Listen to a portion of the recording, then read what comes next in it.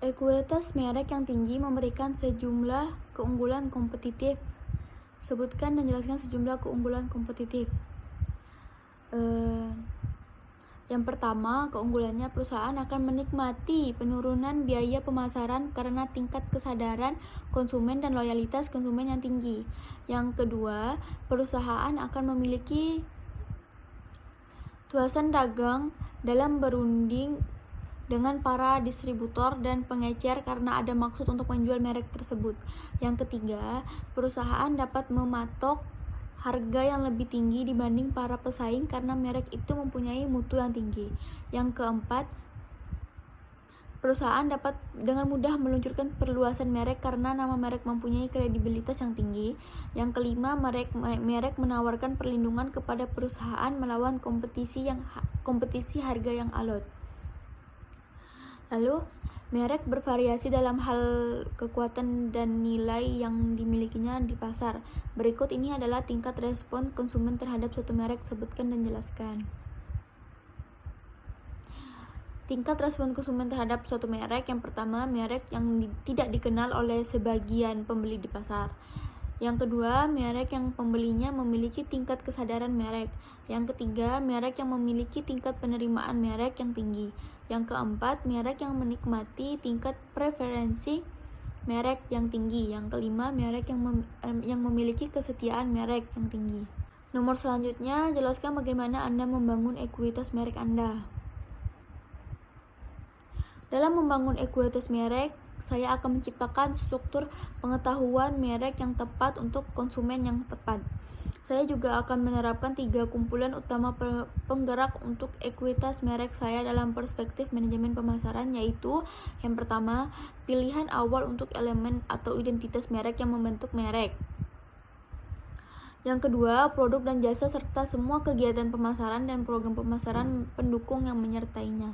Yang ketiga, asosiasi lain yang diberikan secara tidak langsung ke merek dengan menghubungkan merek tersebut dengan beberapa entitas lain. Bagaimana brand equity dalam kajian syariah? Sebenarnya pada masa Rasulullah SAW telah ada kajian mengenai brand equity, yaitu dicontohkan pada saat beliau sedang berdagang. Beliau selalu memperhatikan penampilan dengan cara tidak membohongi pelanggan, baik yang menyangkut kualitas maupun kuantitas. Sebutkan dan jelaskan variabel-variabel brand equity. Variabel-variabelnya antara lain yang pertama, brand awareness, kesadaran merek. Kesadaran merek merupakan suatu ukuran seberapa banyak pelanggan potensial mengetahui sebuah merek. Yang kedua, brand loyalty, hal yang sangat erat hubungannya dengan kepuasan konsumen dan perilaku keluhan konsumen adalah konsep kesetiaan merek. Yang ketiga, brand association. Asosiasi merek merupakan persepsi dan citra yang dikaitkan oleh orang dengan merek tertentu. Patut dicatat bahwa asosiasi merek dapat pula negatif. Hal ini dapat mengurangi atau memotong ekuitas sebuah merek. Yang keempat, perceived quality. Persepsi kualitas mutu yang dirasakan merupakan bagian dari citra merek pembeli didasarkan pada kenyataan dan pengalaman aktual. Sungguh pun demikian, bagian lainnya dari citra didasarkan pada persepsi yang lahir dari reputasi sebuah perusahaan, kata-kata, cakupan media, dan sumber informasi yang tidak langsung lainnya. Yang kelima, core value adalah hal-hal yang dihargai, dijunjung tinggi, dijalankan, dan merupakan jiwa dari sebuah organisasi.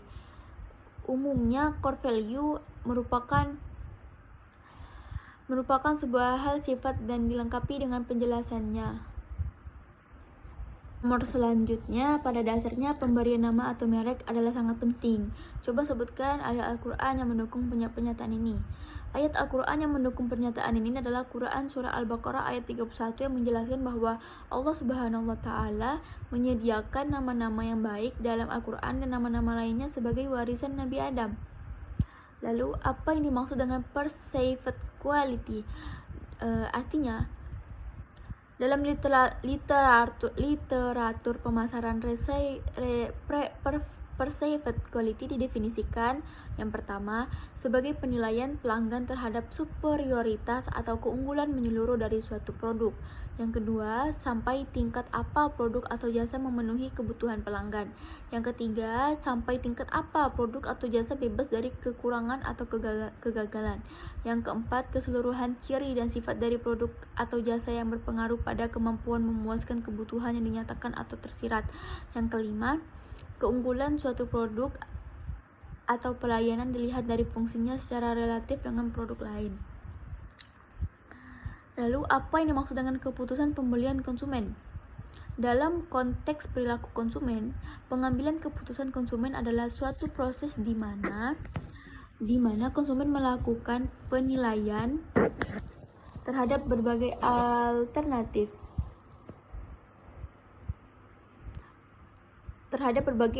pilihan dan memilih salah satu atau lebih alternatif yang diperlukan berdasarkan pertimbangan tertentu. Ada beberapa perbedaan dan karakteristik pembeli yang meliputi ada 6. Yang pertama, objek, apa yang dibeli. Sama-sama membeli sabun. Yang satu beli sabun merek Lux, yang lainnya beli merek Citra. Berdasarkan produk apa yang dibeli dapat digabungkan dalam barang konsumsi dan barang industri. Yang kedua, objektif, yaitu mengapa membeli. Sama-sama kuliah di universitas terbuka. Yang satu ingin gelar, yang lain ingin meningkatkan karir dan gaji. Tujuan konsumen membeli produk dipengaruhi oleh faktor sosial, ekonomi, psikologi, dan lain-lain. Yang ketiga, occupant, siapa konsumen. Sama-sama membeli mobil, yang satu untuk keperluan pribadi, sementara pembeli yang lain untuk keperluan keluarga. Konsumen ini dapat dibedakan berdasarkan umur, pendapatan, tingkat pendidikan, mobilitas, selera, dan sebagainya. Yang keempat, occasion, yaitu kapan membelinya. Sama-sama membeli susu, yang satu frekuensi pembelinya lebih cepat, sementara yang satu lebih lambat. Strategi pemasaran harus menyesuaikan dengan perbedaan tingkat pemakaian. Lalu yang kelima, operation, yaitu bagaimana membelinya. Sama-sama membeli mobil, yang satu ingin membayar secara tunai dan satu lainnya ingin membeli secara kredit. Bagi konsumen, pembelian bukanlah hanya satu tindakan saja, melainkan terdiri atas beberapa tindakan yang meliputi keputusan tentang jenis produk, bentuk, merek, jumlah penjual, dan waktu, serta cara pembayaran. Yang keenam, yang terakhir, organization, yaitu siapa yang terlibat dalam pembelian. Sama-sama membeli TV, yang satu ditentukan oleh bapaknya, yang lain ditentukan oleh anaknya. Salah satu tugas pokok bagian pemasaran adalah menentukan siapa yang mengambil keputusan dalam membeli barang atau jasa.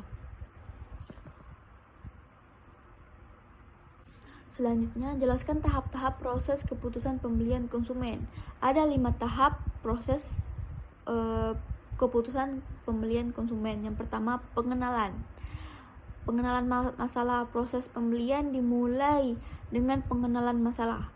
Pembeli menyadari adanya perbedaan antara keadaan sebenarnya dan keadaan yang diinginkan. Kebutuhan dapat digerakkan oleh rangsangan dari dalam diri atau dari luar pembeli. Para pemasar perlu mengenal berbagai hal yang dapat menggerakkan kebutuhan atau minat tertentu konsumen. Yang kedua, pencarian informasi. Seorang konsumen yang mulai tergugah minatnya mungkin akan atau mungkin tidak akan mencari informasi yang lebih banyak lagi. Andai kata konsumen berusaha menghimpun informasi lebih banyak, hal penting bagi pemasar adalah sumber-sumber informasi pokok yang akan diperhatikan konsumen dan pengaruh relatif setiap informasi terhadap rangkaian keputusan pembeli. Yang ketiga, penilaian alternatif. Setelah memiliki informasi yang cukup lengkap, biasanya konsumen mengevaluasi alternatif yang ada. Dalam mengevaluasi, konsumen dapat menggunakan kalkulasi yang ketat dan berpikir tentang barang yang akan dibeli. Yang keempat, keputusan membeli. Tahap penilaian menyebabkan konsumen membentuk pilihan di antara beberapa merek yang tergabung dalam perangkat pilihan. Konsumen mungkin juga membentuk maksud untuk membeli dan cenderung membeli merek yang disukainya. Yang kelima, perilaku setelah membeli produk, konsumen akan mengalami beberapa tingkat kepuasan atau ketidakpuasan. Konsumen juga akan terlibat dalam tindakan sesudah pembelian pada pemasar. Tugas para pemasar belum selesai setelah produk dibeli oleh konsumen, namun akan terus berlangsung hingga periode waktu setelah pembelian. Faktor-faktor yang mempengaruhi pembelian konsumen. Ada beberapa faktor. Yang pertama, faktor kebudayaan. Faktor ini berpengaruh luas dan mendalam terhadap perilaku konsumen. Kebudayaan adalah faktor penentu keinginan dan perilaku seseorang yang paling mendasar. Setiap budaya mempunyai kelompok-kelompok subbudaya lebih kecil yang merupakan identifikasi dan sosialisasi yang khas untuk perilaku anggotanya. Yang kedua, faktor sosial. Faktor ini meliputi keluarga, kelompok, referensi, status, peranan sosial, dan gaya hidup. Yang ketiga, faktor individu. Faktor individu ada banyak. Yang pertama, motivasi, nilai, persepsi, belajar, kepercayaan, sikap, kepribadian, dan citra diri. Baiklah, hanya ini yang dapat saya sampaikan. Wassalamualaikum. Kurang lebihnya saya mohon maaf. Wassalamualaikum warahmatullahi wabarakatuh.